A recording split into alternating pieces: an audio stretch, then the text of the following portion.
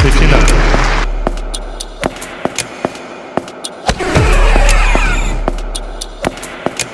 13 love. Pikachu! 40 love.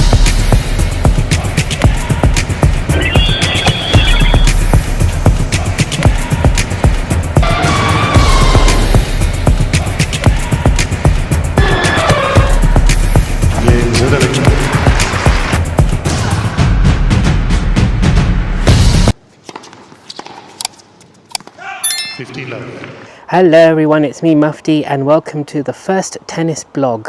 And of course, why not to start off with the recent Wimbledon 2024 championships, and that was finished on the Sunday the 14th of July, and it was an amazing tournament overall. You know, it was full of so many different ups and downs, and of course Carlos Alcaraz winning his second Wimbledon title, and of course just after winning his Roland Garros French Open title as well.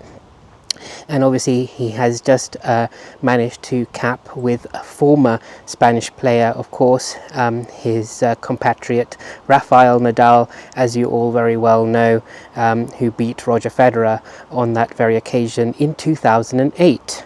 Now, so Carlos Alcaraz's match, let's have a look at how the final went. Right, so talking about the Wimbledon final between Alcaraz and Djokovic, the overall statistics, as you can see here, is 23% of attacking tennis played by Carlos Alcaraz in comparison to 32%.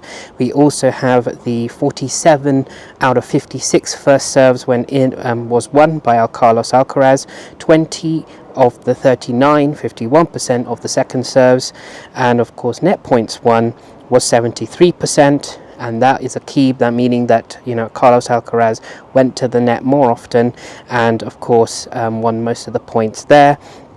Break points was won a lot more by Carlos Alcaraz. He really capitalized against Djokovic's serve, and really during the first and second set, really dictating the terms. Obviously in the third set it was taken to a tie break, so we can go to the third set. So in the third set, which was taken to a tie break, as you can see Novak really pushing in the first serves in, taking it to the tie break, and obviously Carlos, unfortunately, if you watch the the highlights of the match, really struggled to finish off the the tennis in that final game, which he was serving for the championships. Unfortunately he couldn't, and Djokovic managed to take it to a tie break, in which Carlos managed to win the the Wimbledon Championships through the tie break. As you can see, the total points won 48 compared to 45. It was a much closer affair, and so as you can see through the stats here, it was a very, very good match. And considering Djokovic was injured, actually, it is remarkable that he was even able to play the tournament the way he did, and big hats to him. And of course Carlos, winning at 21 years of age, that is incredible, and one of the youngest people to continuously win Grand Slams in the Open era. Now let's talk about other matches as well that happened during the Wimbledon Championships.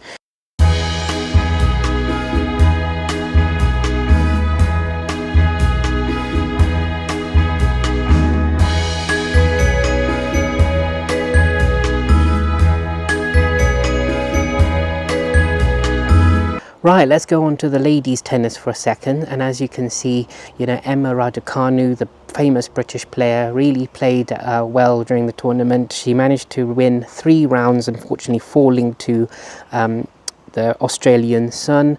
Obviously she had prioritized the singles and actually sadly withdrew through the controversial final match against Andy Murray in the mixed doubles, but she played a very good tournament, unfortunately just finishing in the 4th round. But of course her tennis has been up and down since obviously winning her first US Open Grand Slam. In my opinion, it's a real shame that she didn't continue with her coach. You know, it would have probably been a continuation of her success, who knows.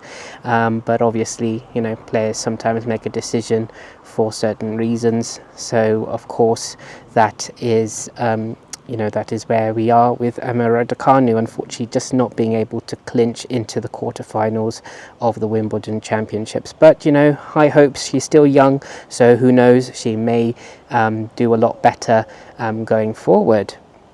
Anyway, going into the ladies singles final.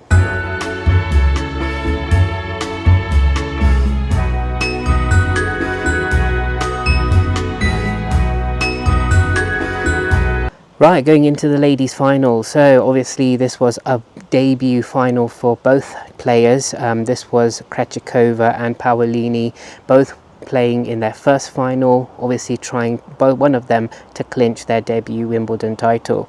And so let's have a look at how they did. Obviously, as you can see, Krejcikova really overriding the stats here in terms of the aces compared to the double faults. As you can also see here, first serves won, 73% of first serves won compared to 61%. First serves going in was Paolini by 73%.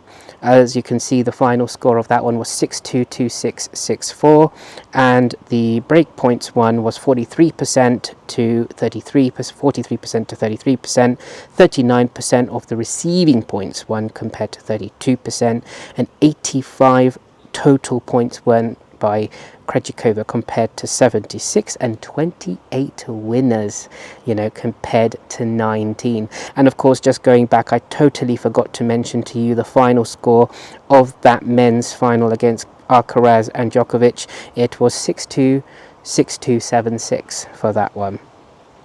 But anyway, the ladies, obviously, as you can see, there is so much potential in the ladies draws when it comes to these kind of tournaments.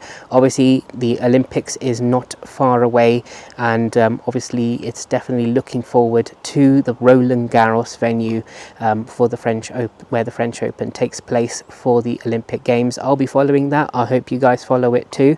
It will be an amazing tournament, of course, and who knows, we'll win it. Both the men's and the women's draws are open. Carlos Alcaraz will be there. Rafael Nadal will be representing Spain at the Olympics. Will that be his final tournament? Who knows? We have just obviously received announcement that Andy Murray has pulled out of the Olympics, I think, and obviously this would have been his final tournament. Anyway, next we're going on to some other players who have done particularly well in the young generation in the men's tournament. So let's have a look at the draws. So if we go first of all with the semi-final, as you can see here, obviously Carlos Alcaraz beating Daniil Medvedev. Daniil Medvedev had a very close affair with Carlos Alcaraz. Did give him a tough time in the first set, unfortunately not being able to capitalize any further than that. His tennis has been a little bit up and down, in my opinion.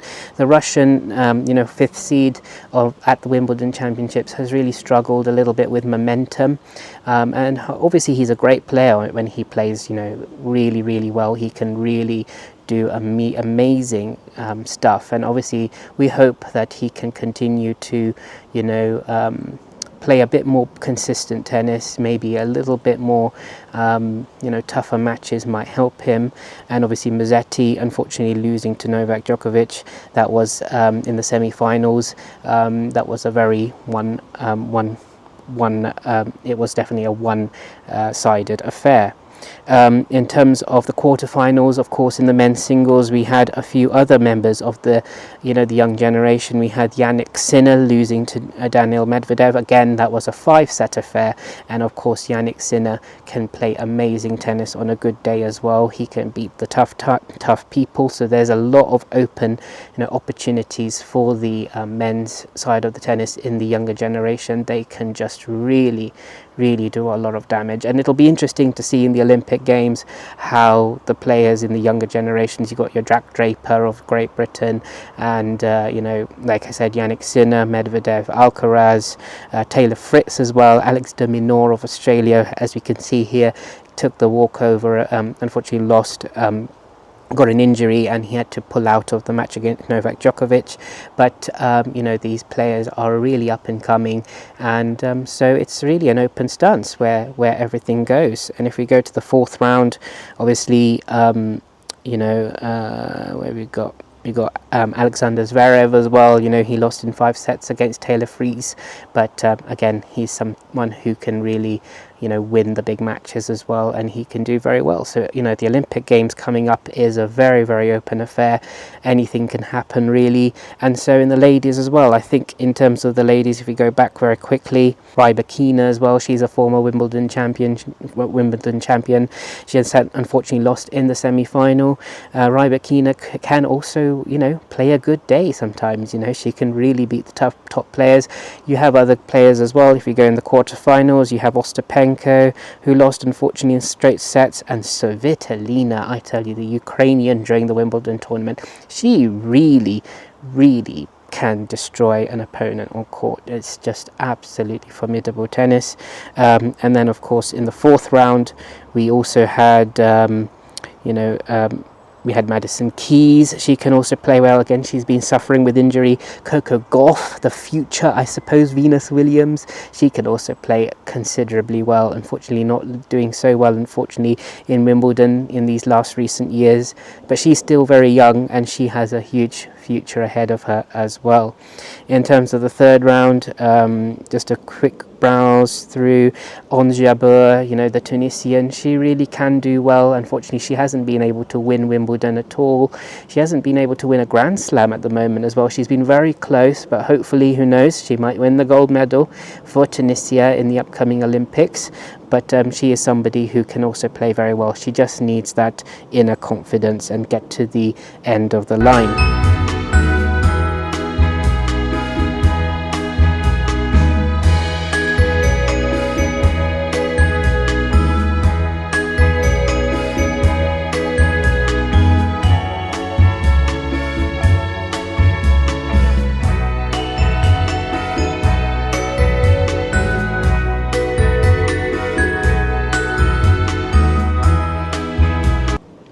Anyway guys, that's really it, the summary of the Wimbledon Championships in terms of what my thoughts are. And you know, Carlos Alcaraz, really the highlight of this video today, really winning the Wimbledon Championships for the second time at just 21 years of age. He was the youngest player to win it when he first won the title, so you know, he's got a formidable future ahead of him. And of course, you know guys, you know, I'll be also playing a tennis tournament myself in the September, so do comment down below wishing me luck for it. You know, I am preparing for it, as you can see, you know, playing here, and who knows what can happen. You know, hopefully I can reach the final. Ultimately, that's the idea. But you know, hope if there's any tennis fans, of course, please do like and subscribe to the video and the channel. It really means a lot. And of course, you know, I hope to give you a little bit more insight in the next video blog, which will be all about the Olympic Games. So we'll be following that very closely, the ups and the downs and the wins and the losses. So again, Jack Draper on this one, the Great Britain #1, he's a young and up and coming player, losing a little bit in the Wimbledon Championships. But you know, the Olympic Games is an open run. You know, there's doubles to be won and there's singles to be won as well. So we will watch with a keen eye, and I hope to see you all in the next one. Peace, take care.